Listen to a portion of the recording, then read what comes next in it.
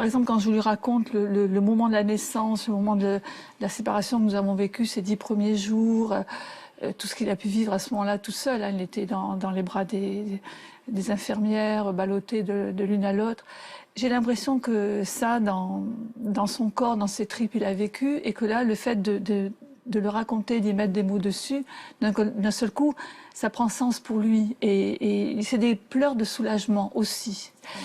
Et ce jour-là, précisément, il y a quelque chose qui m'a beaucoup touchée, qui m'a aussi, moi, fait pleurer. Philippe dit à Solal qu'il a senti que Solal, ce tout petit bébé, l'avait adopté.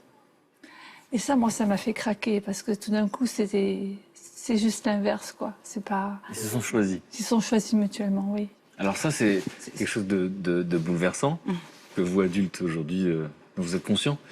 Sauf qu'à 16 ans, le monde s'écroule.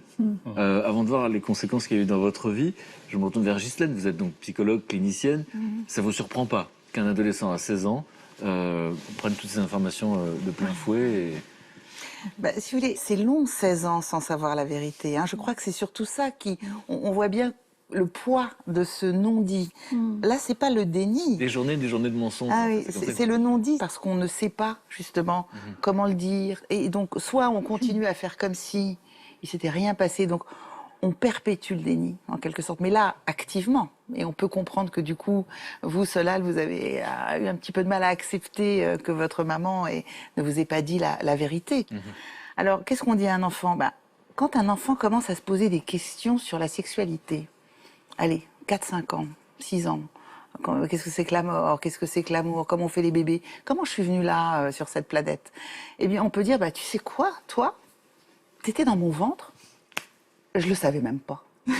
On peut dire un truc comme ça. Hein. C'est-à-dire que vous décrivez avec beaucoup de joie le bonheur d'être parents, tous. Hein.